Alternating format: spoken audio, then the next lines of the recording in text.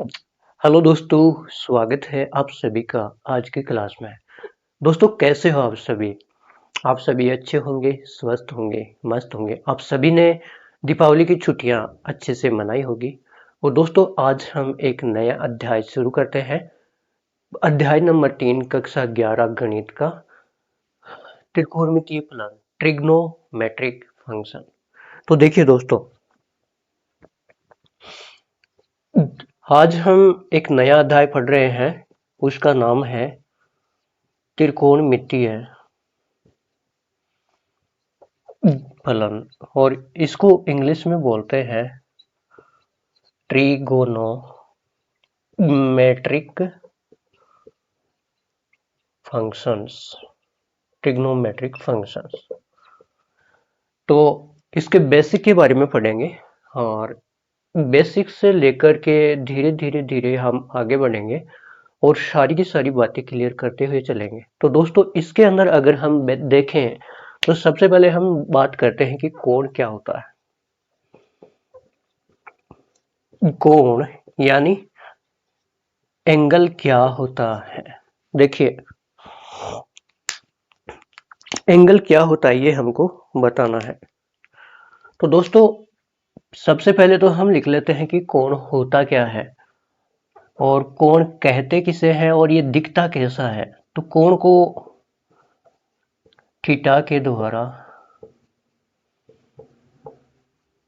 प्रदर्शित किया जाता है। कोण को थीटा के द्वारा प्रदर्शित किया जाता है। ठीक है, ओके। अभी यहाँ पे हम दो प्रकार के कोण पढ़ने वाले हैं। एक धनात्मक कोण, धनात्मक कोण पॉजिटिव एंगल, और दूसरा हम यहाँ पे देखेंगे ऋणात्मक कोण। ऋणात्मक कोण नेगेटिव एंगल्स। ठीक है, तो इन दोनों कोणों को अगर हम बताएं तो क्या करेंगे दोस्तों। सबसे पहले एक भुजा बनाते हैं, इसको बोलते हैं प्रारंभिक भुजा। क्या बोलते हैं? प्रारंभिक भुजा। ऐसे ही इसमें बना लेते हैं, इसमें भी एक प्रारंभिक भुजा होती है। प्रारंभिक भुजा। अब ये जो भुजा है ये यहाँ पे इसका क्या है, शीर्ष है। इसको वर्टेक्स बोलते हैं अंग्रेजी में। यहाँ पे क्या है, इसका शीर्ष है जिसको अंग्रेजी में वर्टेक्स बोलते हैं। अब ये जो भुजा है ये ऐसे भी घूम सकती है और ये भुजा ऐसे नीचे भी घूम सकती है। ठीक है, अगर मान लीजिए ये भुजा ऐसे घूमती है तो इसको बोलते हैं अंतिम भुजा। अंतिम भुजा। और अगर ये नीचे आ जाती है तो इस भुजा को हम बोलते हैं अंतिम भुजा।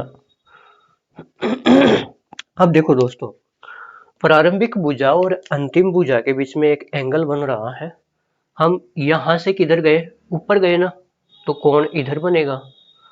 ठीक है, यहाँ पे क्या किया हमने, इस प्रारंभिक भुजा से हम नीचे आए तो कोण ऐसे बनेगा।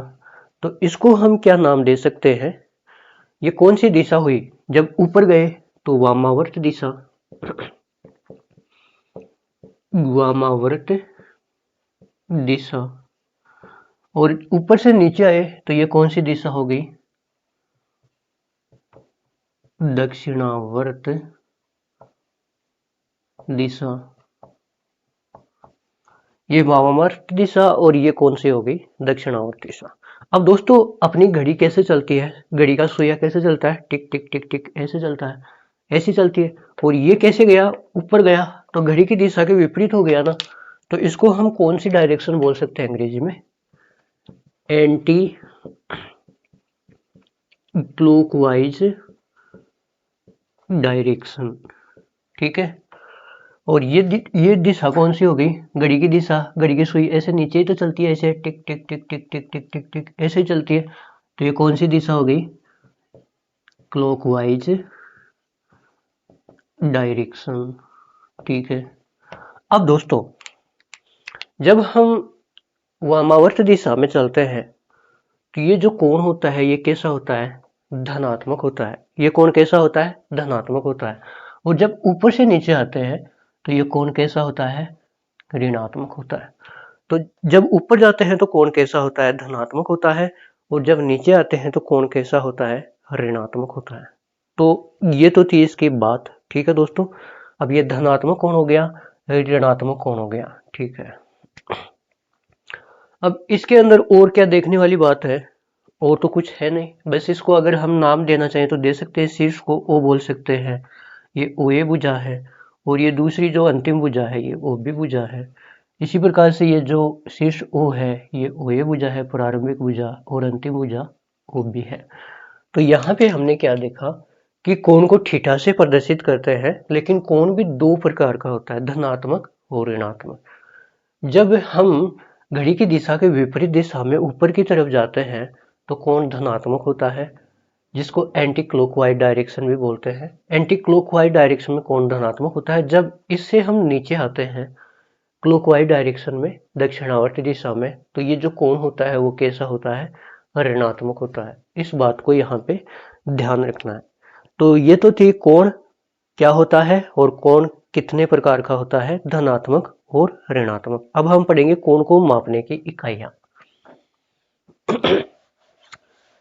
देखो, कोण को मापने की अगर इकाइयों की बात करें तो दोस्तों यहाँ पे हम कोण को मापने की 3 इकाइयां पढ़ेंगे।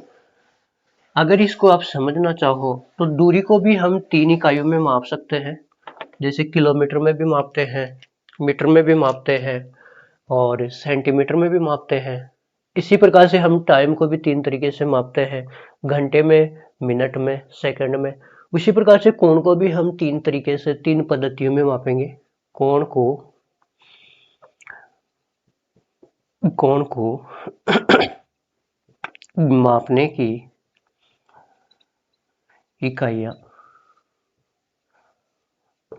अब यहाँ पे हम कोण को मापने की 3 इकाइयां लिखने वाले हैं। पहली है डिग्री पद्धति, और इसी का ही दूसरा नाम है दोस्तों समकोण पद्धति। दूसरी बात हम करेंगे यहाँ पे रेडियन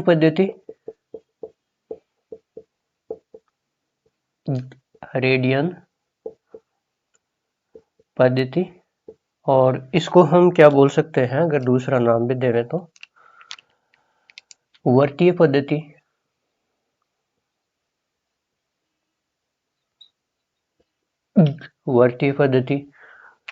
डिग्री पद्धति, रेडियन पद्धति जिसको वर्तीय पद्धति कहते हैं, और ग्रेड पद्धति। तीसरी क्या है? ग्रेड पद्धति, जिसको दूसरा नाम हम बोल सकते हैं सटीक पद्धति। ठीक है। तो ये 3 पद्धतियां हैं। डिग्री पद्धति जिसको समकोण पद्धति बोलते हैं, दूसरी है रेडियन पद्धति जिसको वर्तीय पद्धति बोलते हैं, और तीसरी है ग्रेड पद्धति जिसको सटीक पद्धति बोलते हैं। अब देखिए दोस्तों, ये जो हमने लिखा, ये क्या लिखा? 1 डिग्री। क्या लिखा हमने? जब ऊपर बिंदु लगाते हैं तो इसको बोलते हैं 1 डिग्री। ठीक है। अगर मैं ऐसे लिख दूं इसको, 1 के ऊपर छोटा सा सी, या फिर 1 के ऊपर कुछ भी न लगाऊं, तो इसको बोलते हैं 1 ग्रेडियन। क्या बोलते हैं?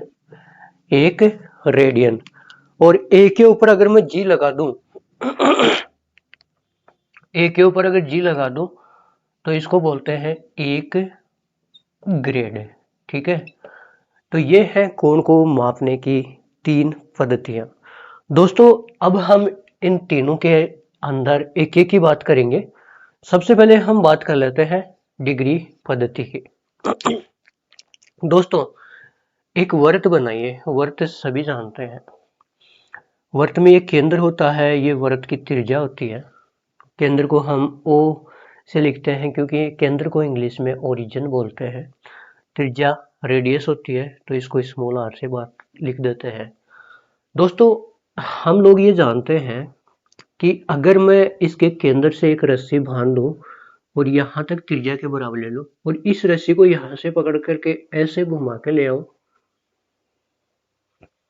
यहाँ पे कोई कील गाड़ रखी है और इस रस्सी को पकड़ के मैं ऐसे घुमा के लाऊं तो ये ऐसे आएगी ना, और वापस अगर मैं इसको यहाँ तक लाता हूँ तो ये जो रस्सी हमने यहाँ से पकड़ के यहाँ तक लाए तो इसने कितना कोण पार किया, यहाँ से लेकर के यहाँ तक वापस आने में 360 डिग्री। कितना कोण पार किया? 360 डिग्री। अब आपका प्रश्न ये है कि 360 ही क्यों लिया? इसके अलावा आप और कोई भी संख्या ले सकते हो, आपने 360 ही क्यों लिया? तो दोस्तों, जो 360 होता है इसके सबसे ज्यादा गुणनखंड होते हैं और कैलकुलेशन में आसान होता है। तो इसको, इस कोण को इसने क्या ले लिया? 360 ले लिया। ठीक है। देखो, इस तरीके से इसके बहुत सारे गुणनखंड होते हैं और कैलकुलेशन में ये बहुत आसान होता है। इसलिए ये जो कोण है ये 360 लिया है, ये समझाने के लिए है। बाकी आपको याद रखना है कि ये जो पूरा राउंड मार के वापस पहले की जगह आता है तो ये पूरा जो कोण बनता है इसको हम बोलते हैं 360 डिग्री का कोण। ठीक है। अब देखिए दोस्तों, अगर हम बात करें, एक बार इसको हटा लेते हैं।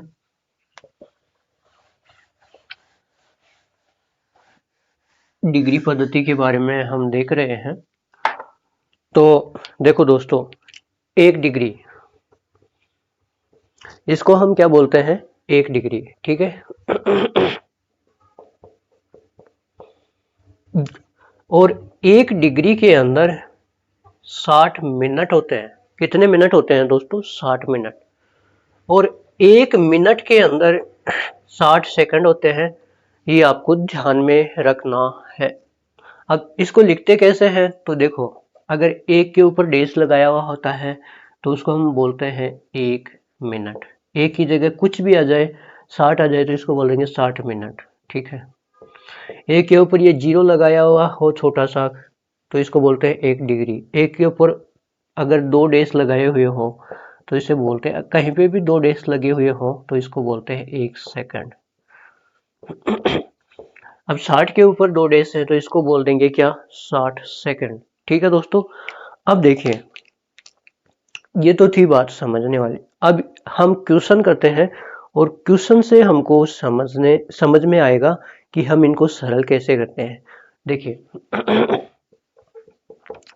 अगर क्वेश्चन आ जाए कि 33/4 डिग्री को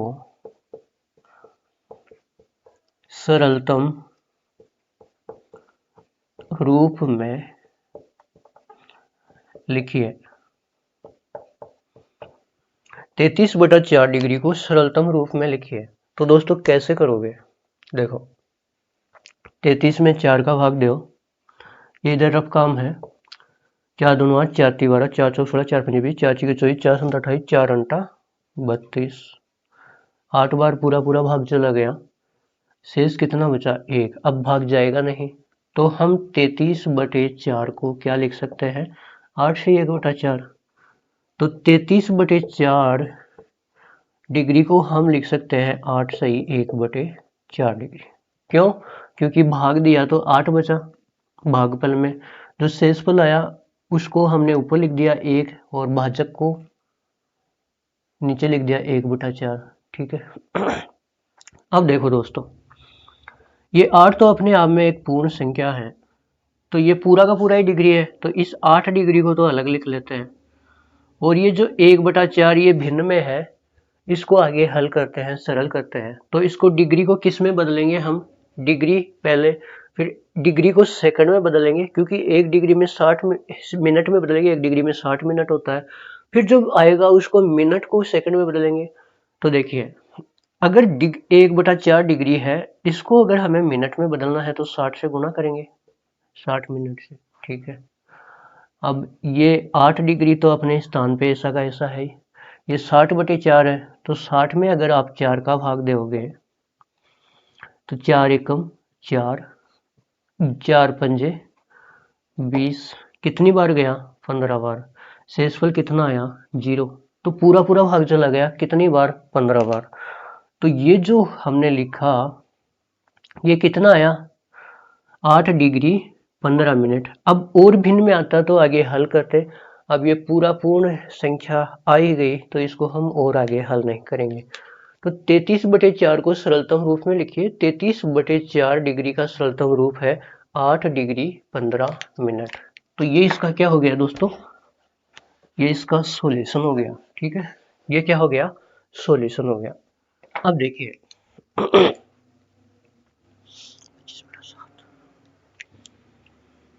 अब इधर कर लेते हैं हम, इसको मिटा देते हैं। ठीक है,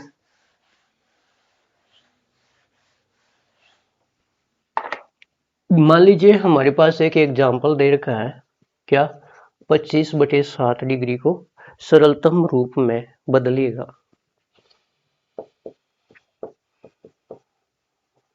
सरलतम रूप में लिखो।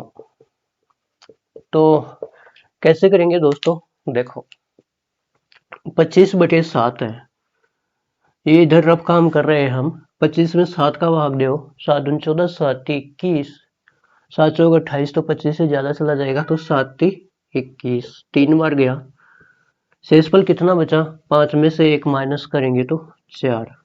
अब 7 का भाग जा नहीं रहा तो इसको हम कैसे लिख सकते हैं? 25/7 को भागफल कितना? 3, शेषफल कितना? 4, भाज्य कितना? 7, तो 3 सही 4/7 इसको लिख सकते हैं।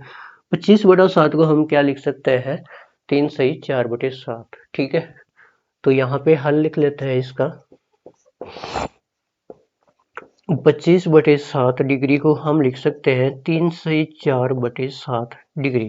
ठीक है, अब देखो दोस्तों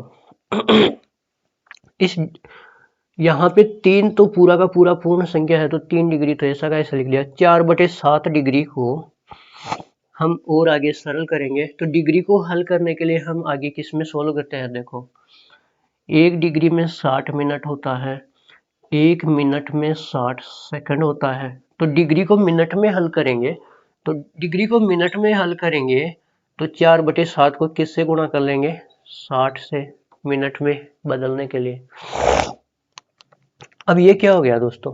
3 डिग्री तो अपनी जगह ऐसा कैसा, 4 को 60 से गुणा करो, 6 चौक 24, 240 में 7 का भाग दो, 7 14, 7 21, 3, 7 चौक 28, 2, तो इसको हम क्या लिख सकते हैं? 34 सही 2/7।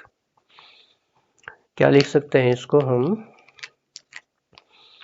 34 सही 2/7 मिनट। अब देखो दोस्तों 3 डिग्री अपनी जगह ऐसा का ऐसा है, ये 34 सही 2/7 मिनट है, तो 34 पूर्ण संख्या, इसको तो अलग कर लेते हैं 34 मिनट। अब ये जो 2/7 मिनट है भिन्न में, इसको और आगे हल करते हैं, तो मिनट को हम किस में बदल सकते हैं? सेकंड में, और सेकंड में बदलने के लिए इसको हम 60 से गुणा करते हैं। ठीक है, तो 3 डिग्री ऐसा कैसा, 34 मिनट ऐसा कैसा, 2/7 इंटू 60, 60 को 2 से गुणा करेंगे तो 120 में 7 का भाग दो, 120 में 7 का भाग दो, 7 एकम 7, 8 9 10 11 12 5, 7 7 49, 1 बचा तो 17 से 1/7, तो इसको लिख लेते हैं क्या?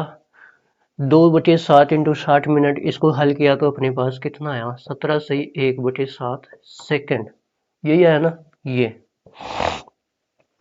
अब इसको और आगे हल करना है नहीं, तो इसको हम क्या लिख सकते हैं दोस्तों? 3 डिग्री 34 मिनट 17 सेकंड। ठीक है, या फिर इसको हम क्या लिख सकते हैं? 3 डिग्री 34 मिनट 18 सेकंड लगभग। ये इसका सरलतम रूप हो गया, किसका? 25/7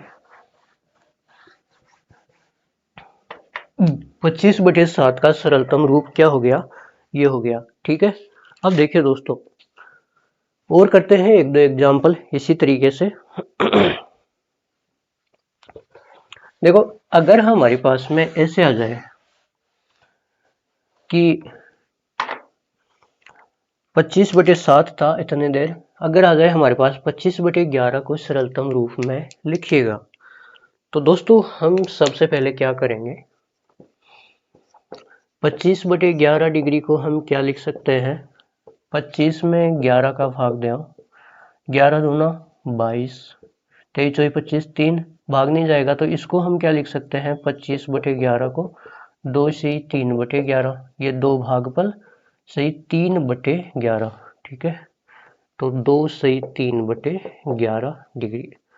अब दोस्तों दो तो पूर्ण संख्या, इसको तो अलग लिख लेते हैं 2 डिग्री, और 3/11 डिग्री को हम और क्या कर आगे चेंज करेंगे, क्योंकि 1 डिग्री बराबर 60 मिनट होता है और 1 मिनट बराबर 60 सेकंड होता है। तो डिग्री को मिनट में बदलने के लिए 60 से गुणा करेंगे, तो 3/11 डिग्री को मिनट में बदलने के लिए 60 मिनट से हम गुणा कर देते हैं।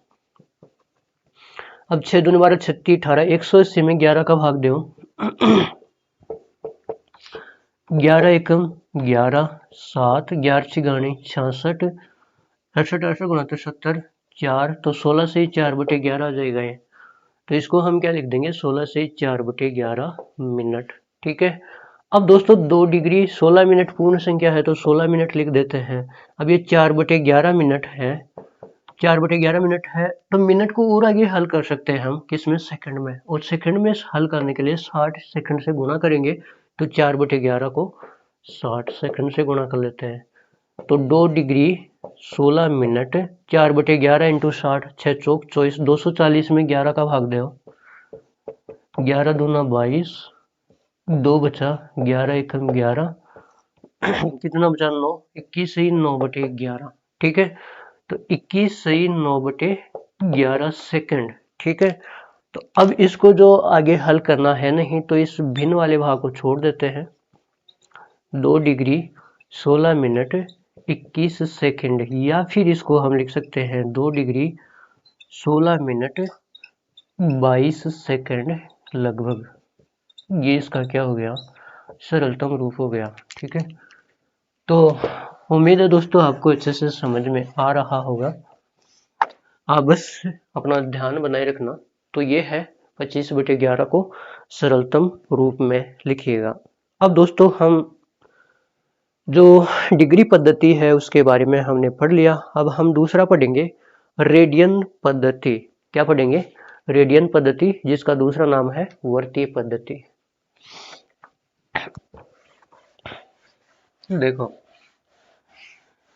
कोण को मापने की हमारे पास में 3 पद्धतियां हैं, जिसमें से हमने डिग्री पद्धति, समकोण पद्धति को पढ़ लिया है। अब हम दूसरा पढ़ेंगे रेडियन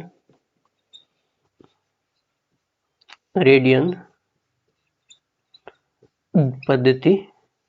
ठीक है, और इसी का दूसरा नाम क्या है, वर्तीय पद्धति। वर्तीय पद्धति है तो वर्त तो बनाना ही पड़ेगा ना दोस्तों। देखो दोस्तों, ये वर्त होता है, ठीक है, ये उसका केंद्र होता है। अब वर्त के अंदर केंद्र हमने बना दिया, अब ये जो केंद्र से लेकर के परिधि तक की दूरी होती है उसको त्रिज्या बोलते हैं।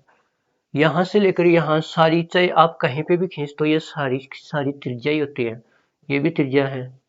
और ये जो हमने डिस्टेंस यहाँ पे निकाला, दो त्रिज्याओं के बीच की ये जो डिस्टेंस है, इसको बोलते हैं चाप की लंबाई एल। ठीक है, और ये जो कोण होता है ये थीटा रेडियन है हमारे पास में, ये क्या है, थीटा रेडियन। अब थीटा रेडियन बराबर क्या होता है, L/R। L यहाँ पे क्या है दोस्तों, चाप की लंबाई, चाप की लंबाई, और R क्या है, वृत्त की त्रिज्या।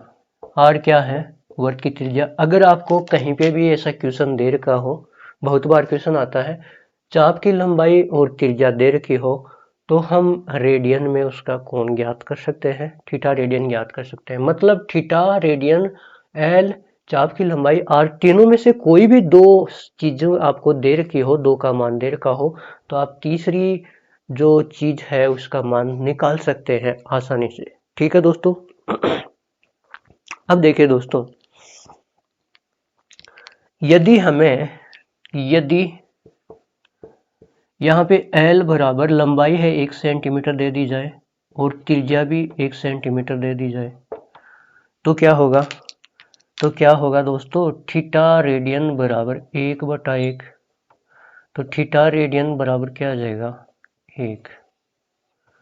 अब इसका मतलब क्या है, यदि 1 सेंटीमीटर त्रिज्या का एक वृत्त खींचा जाए, यदि मान लीजिए ये जो त्रिज्या है ये 1 सेंटीमीटर है और 1 सेंटीमीटर त्रिज्या को लेकर के एक वृत्त खींचा जाए प्रकार से, इस प्रकार से अगर एक वृत्त खींचा जाए, ठीक है, और उस वृत्त के ऊपर जो चाप है उसकी लंबाई भी अगर 1 सेंटीमीटर ही ली जाए, तो चाप के द्वारा केंद्र पर जो बना कोण होता है, इस चाप के द्वारा केंद्र पर जो बना कोण होता है, ये जो कोण होता है इसको दोस्तों हम क्या बोलते हैं, 1 रेडियन बोलते हैं। ठीक है, अगर 1 सेंटीमीटर त्रिज्या लेकर के एक वृत्त खींचा जाए, उस वृत्त के ऊपर चाप की लंबाई 1 सेंटीमीटर ली जाए, तो इस चाप के द्वारा केंद्र पर जो कोण बनाया जाता है थीटा रेडियन, वो कितना होता है, 1 रेडियन होता है।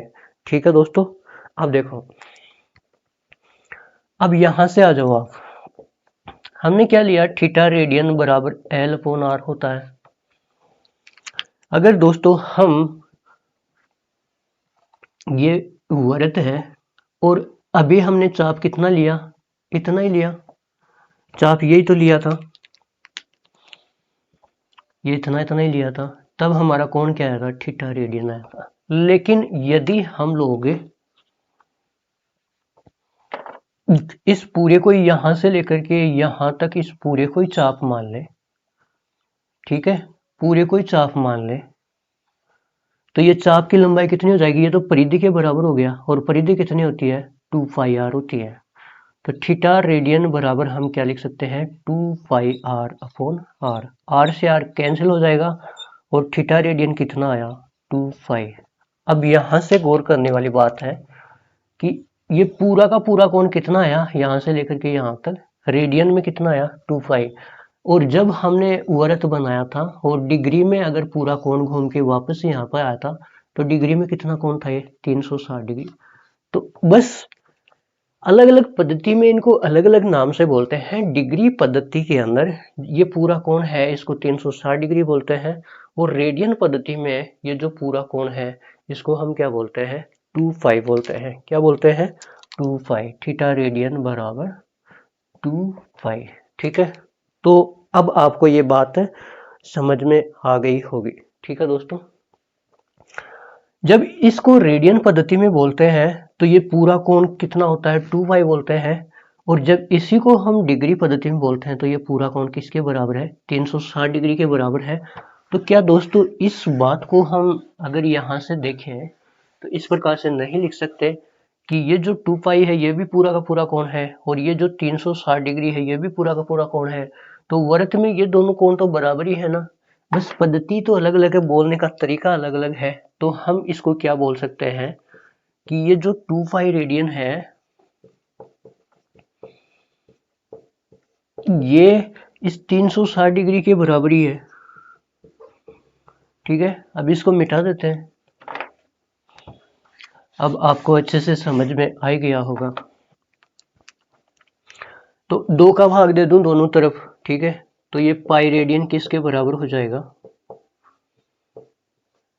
180 डिग्री के बराबर हो जाएगा। यही तो है और यही तो हमको बताना था।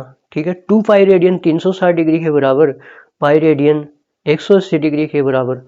और इसी तरीके से दोस्तों अगर हम बात करें, एक रेडियन निकालना चाहें, देखो पहले 2 पाई रेडियन 360 डिग्री के बराबर था, तो ये जो 2 गुणा में था उसको इधर भाग में भी ले जा सकते हैं या फिर दोनों तरफ 2 से भाग भी दे सकते हैं।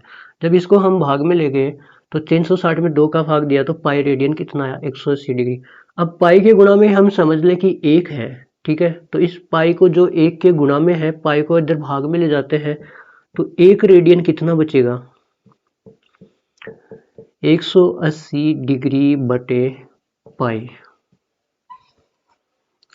अब यहाँ बहुत ही गौर करने वाली बात है कि जब किसी भी कोण को हम रेडियन से डिग्री में बदलते हैं तो उसको 180 डिग्री बटे पाई से गुणा करते हैं, ठीक है। रेडियन से डिग्री में बदलते हैं तो इसका मतलब क्या होता है दोस्तों, रेडियन को हटाना होता है और डिग्री में बनाना होता है। तो रेडियन को हटाने के लिए पाई को क्या लगाते हैं, नीचे लगाते हैं। इसी तरीके से अगर हम दूसरी बात करें दोस्तों, देखो इसी को उल्टा लिख लेते हैं। 360 डिग्री बराबर कितना होता है, 2 पाई रेडियन, 2 पाई रेडियन। अब यहां से हम क्या करेंगे कि ये जो 360 डिग्री है ये 1 के गुणा में है, तो 360 डिग्री को पूरा को इधर भाग में ले जाते हैं तो 1 डिग्री बराबर कितना आ जाएगा, 2 पाई बटे 360, ठीक है। अब देखो रेडियन, अब 2 से ये जो 2 है, 2 एकम 2, 18 दोनों 36, 180 आ जाएगा। तो 1 डिग्री बराबर कितना आएगा, पाई बटे 180 रेडियन। ये दूसरी बात हो गई। ये बात और ये बात, इन दोनों को देखो, जब रेडियन को डिग्री में बदलते हैं तो रेडियन चल करके डिग्री में चला जाता है, इसका मतलब रेडियन हटेगा। रेडियन हटेगा तो इसका भाग दे दिया। यहाँ से डिग्री को हमें रेडियन में बदलना है, रेडियन लाना है, जो चीज लानी है तो पाई से गुणा करा दिया। इस तरीके से आप इसको याद रख सकते हो। अगर आपको कन्फ्यूजन होता है कि किसको तो हम 180 डिग्री बटा पाई से गुणा करें और किसको पाई बटा 180 से गुणा करें। अगर आपको रेडियन को डिग्री में लाना है, इसका मतलब रेडियन हटाना है, तो पाई नीचे आएगा, 180 बटा पाई आएगा। अगर आपको डिग्री को रेडियन में लाना है तो आप क्या करोगे, आपको रेडियन चाहिए, रेडियन चाहिए तो पाई चाहिए, इसलिए आपको पाई बटे 180 से गुणा करना है। तो ये है बात दोस्तों, इसको आप लिख भी सकते हो। डिग्री को रेडियन में बदलने के लिए पाई बटे 118 से गुणा करते हैं, डिग्री को रेडियन में बदलने के लिए पाई बटे 180 से गुणा करते हैं। और इसके अंदर आप ये लिख सकते हैं कि रेडियन को डिग्री में बदलने के लिए, रेडियन को डिग्री में बदलने के लिए 180 बटे पाई से गुणा करते हैं।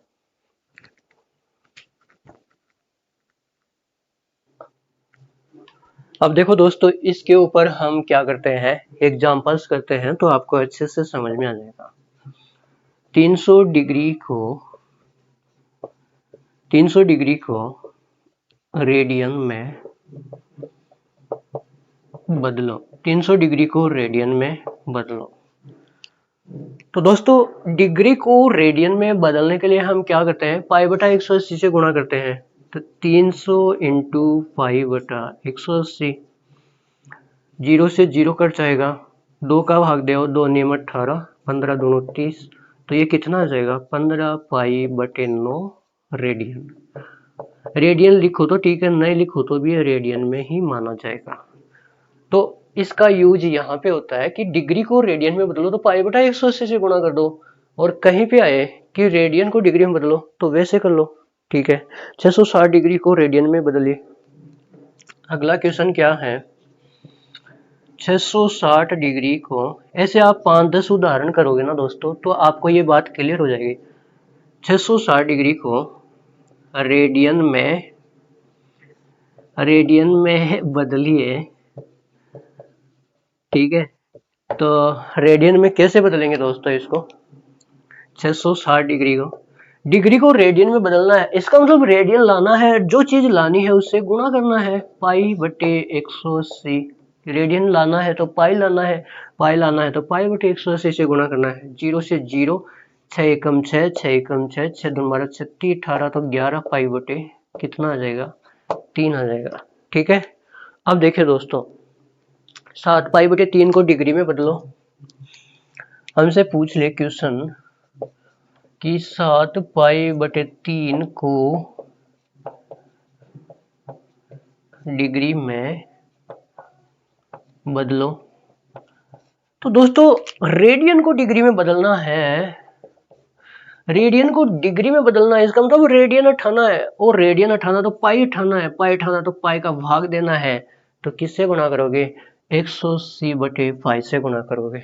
रेडियन को डिग्री में बदलो तो रेडियन को डिग्री बदलने के लिए 180/पाई से गुणा करोगे। यही तो मैंने किया है ना दोस्तों।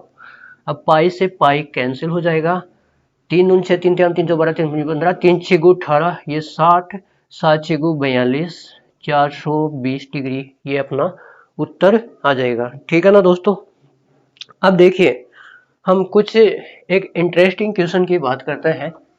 अगर मान लीजिए हमसे कोई पूछे, दोस्तों बाहर डीजे चल रहा है, शादी है मोहल्ले में, तो मान लीजिएगा कि अगर हम रेडियन और डिग्री में देखें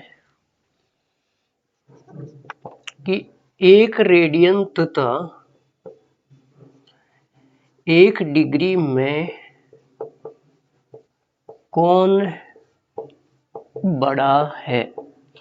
आप सोच के बताइए कि 1 डिग्री, 1 रेडियन और 1 डिग्री में कौन बड़ा है? बताइए दोस्तों। आप बताइए 1 डिग्री और 1 रेडियन में कौन बड़ा है? ठीक है ना। चलो हम देख लेते हैं दोस्तों। अभी अभी हमने क्या देखा था कि 2 पाई रेडियन बराबर 360 डिग्री था। 2 को इधर भाग में ले गए तो पाई रेडियन बराबर कितना आया? पाई रेडियन बराबर कितना आया? 2 का इधर भाग लगेगा तो 180 डिग्री। ठीक है, अगर मैं इस पाई को भी इधर भाग में ले जाऊं तो 1 रेडियन बराबर कितना आया? 180 डिग्री बटा पाई। तो 1 रेडियन को हम ऐसे भी तो लिख सकते हैं ना, 180/पाई। 1 रेडियन को ऐसे भी लिख सकते हैं ना। तो देखिए हम 1 रेडियन को लेके चलते हैं, इसको हम लिख सकते हैं 180 डिग्री बटे पाई। अब इसको हम क्या करें दोस्तों, इसका सरलतम रूप निकाल लेते हैं। क्या ये जो 180 डिग्री बटे पाई है, 180 डिग्री बटे पाई का सरलतम रूप निकाल लेते हैं। सरलतम रूप निकाल लेते हैं। तो देखो 180 डिग्री बटा पाई। अब क्या करेंगे दोस्तों, हम पाई का मान अगर हम 22/7 लिख लेते हैं तो 22/7, अब 180 डिग्री बटे 22 और ये 7 है, इसको उल्टा लिख देंगे, 22/7 को 7/22 लिख देंगे तो 7 ऊपर आ जाएगा। तो यहाँ पे अपने पास कितना आएगा, अर्थात इस 180 को 7 से गुणा करो तो 0, 8 7 56, 6 कैरी 5, 7 1 7, 8 9 10 11 12। ठीक है, 1260/22। हाँ थोड़ा इसको सरल ही कर लेते हैं ताकि ज्यादा बड़ा ना हो। ठीक है, देखो हाँ, दो का भाग दो 11 और 90, अब कितना आ जाएगा, 9 7 63, 630 डिग्री बटे 11। इसको सरल करो कितना आएगा, 630 में 11 का भाग दो, 11 पंडा 55, कितना आ जाएगा, यहाँ पे 13 और 13 में से 5 निकालेंगे तो कितना आएगा, 8 आ जाएगा क्या, 8 से 9 10 11 12 13, हाँ 8 आ जाएगा। यहाँ पे 5 बचा, अब 0 उतार लेते हैं, 11 7 77। ठीक है, 78 गुणे 80 80, 3 बचा, तो इसको 57 से 3/11 लिख सकते हैं ना।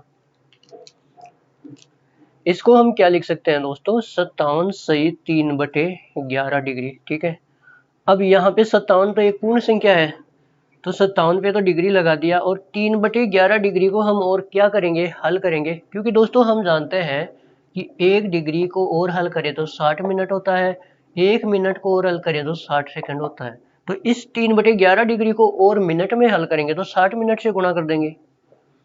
ठीक है, तो ये 57 डिग्री तो ऐसा का ऐसा रह जाएगा। 3/11 को 60 से गुणा करेंगे, 6×5 = 18, 280। 280 में 11 का भाग दो, 11 दूनो 22, कितना बचा 6, 0, 11 × 55, यहाँ पे कितना बचा 5, 25 से 5/11। ठीक है, तो इसको हम क्या लिख देंगे, 57 डिग्री 25 सही 5/11 मिनट। और इसको क्या लिख सकते हैं, 57 डिग्री 25 पूर्ण संख्या है तो 25 मिनट 5/11 को और सेकंड में बदल लेंगे तो 60 से गुणा कर लेते हैं। अब देखिए दोस्तों, इसको इधर लिख लेते हैं। हमारे पास में यहाँ तक आ चुके हैं हम 57 डिग्री 25 मिनट 5/11 × 60 सेकेंड। अब 5 को 6 से गुणा करेंगे, 6×5 = 30, 300 के अंदर 11 का भाग दो, 11 दूना 22, कितना बचा यहाँ पे 8, 80, 11 7 77, यहाँ पे कितना बचा 8 9 10 3। ठीक है, तो 27 से 3/11, तो इसको लिख सकते हैं 57 डिग्री 25 मिनट और 27 सही 3/11 सेकेंड। और इस आगे वाले भाग को और हल करना है, नहीं तो इसको छोड़ देते हैं। 57 डिग्री 25 मिनट 27 सेकेंड, या फिर इसको हम और क्या लिख सकते हैं, 57 डिग्री 25 मिनट 28 सेकेंड लगभग, क्या लिख सकते हैं लगभग। ठीक है, तो दोस्तों यहाँ से आपको क्या समझ में आता है ये देख के बताओ आप। कहाँ पे गलती होगी क्या कोई थोड़ी बहुत कैलकुलेशन में। 3/11 और 60 सेकेंड यहाँ तक तो सही है। अब इसको थोड़ा सा कैलकुलेशन में गलती होगी भाई। 6 दूनी 12, 36 18, 180 के अंदर 6 दूनी 12 36 18, 180 में अगर 11 का भाग देते हैं तो 11 एकम 11, यहाँ पे कितना आया 7, 70, 11 ची गाणी 66, 67, 68, 69, 70, 4, 11, 16 से 4/11 आएगा यहाँ पे। ये गलती हो गई भाई, इसके लिए बहुत बहुत सॉरी आपसे। और सॉरी क्या, गलती हो गई तो आपका ध्यान ज्यादा आएगा इधर, तो आपकी गलती होगी नहीं, आप भी सुधार लोगे इसको। तो ये जो 25 है इसके स्थान पे कितना आएगा 16 ही आएगा। देखो 6 दूनी 12, 36 18, 180 में आप 11 का भाग दो, 11 एकम 11, 11 ची गाणी 66, 67, 68, 69, 70, 4, तो 16 से 4/11 इसको हम लिख देंगे। ठीक है, तो देखो इसको क्या लिख देंगे, 57 डिग्री 16 से 4/11 मिनट। और 57 डिग्री तो है ही, 16 पूर्ण संख्या है तो इसको भी 16 मिनट लिख देंगे। 4/11 मिनट को सेकंड में बदलने के लिए 60 सेकंड से गुणा कर देते हैं। ठीक है, तो इसको यहाँ लिख लेते हैं। क्या आ गया हमारे पास में, 57 डिग्री 16 मिनट 4/11 × 60 सेकेंड। ये किसके बराबर चल रहा है दोस्तों, ये हमारा 1 रेडियन के बराबर चल रहा है। ठीक है ना, अब देखो, अब 6 चौक 24, 240, 240 में 11 का भाग दो, 11 दोनों 22, 2 20, 11 एकम 11, कितना आया 9, 9/11। तो इसको हम क्या लिख सकते हैं, 57 डिग्री 16 मिनट, और इस पूरे को हल किया तो कितना आया 21 ही 9/11 सेकेंड। अब इस आगे और हल करना नहीं है तो इसको छोड़ देते हैं। 57 डिग्री 16 मिनट 21 सेकेंड, या फिर इसको हम ऐसे भी लिख सकते हैं,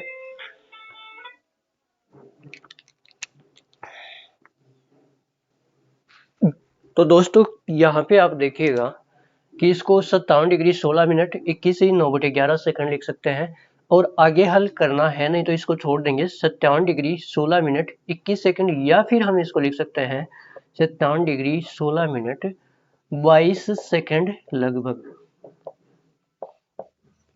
तो यहाँ से दोस्तों आपके पास क्या निष्कर्ष निकल के आता है कि जो 1 रेडियन है वो 57 डिग्री 16 मिनट 22 सेकंड के बराबर है। तो बताओ बड़ा कौन हुआ? 1 डिग्री और 1 रेडियन में बड़ा कौन हुआ? 1 रेडियन ही बड़ा हुआ। ठीक है, ये अपना निष्कर्ष है, क्योंकि 1 डिग्री इस प्रकार के 57 डिग्रियों को मिलाने से बना है। 57 डिग्रियों को मिलाने के बाद में वो 1 रेडियन के बराबर होता है। तो डिग्री वाले 57 मिलेंगे तब जाकर के वो 1 रेडियन के बराबर होंगे। ठीक है, जिस प्रकार से कई देशों की मुद्रा होती है, जैसे मान लीजिए दुबई की जो मुद्रा है दरम, वो 22.5, वहाँ की एक दरम का अगर हम भारत के अंदर चेंज करके देखें तो हमें 22.5 रुपया मिलता है। ठीक है, उसी प्रकार से आप बताओ कि दरम बढ़ा के रुपया बढ़ा? दरम ही बढ़ा, क्योंकि एक दरम अगर हमको मिल जाए तो मतलब 22.5 रुपया मिलता है। ठीक है, उसी प्रकार से यहाँ है कि जो 1 रेडियन है वो 57 डिग्री को मिलाने पर उसके बराबर होता है। तो 1 रेडियन ही बड़ा है, 1 डिग्री तो बहुत छोटा होता है। 1 रेडियन के बराबर आने के लिए इनको 57 को गुणा होना पड़ेगा। तो ये है इसमें से बड़ा कौन सा है। तो दोस्तों आज की क्लास में हमने कुछ बेसिक बातें की और इसके बाद में और भी बातें करेंगे। अगर आपका कोई भी क्वेश्चन हो तो आप कमेंट सेक्शन में कमेंट करके बता सकते हैं। धन्यवाद। जय हिंद, जय भारत।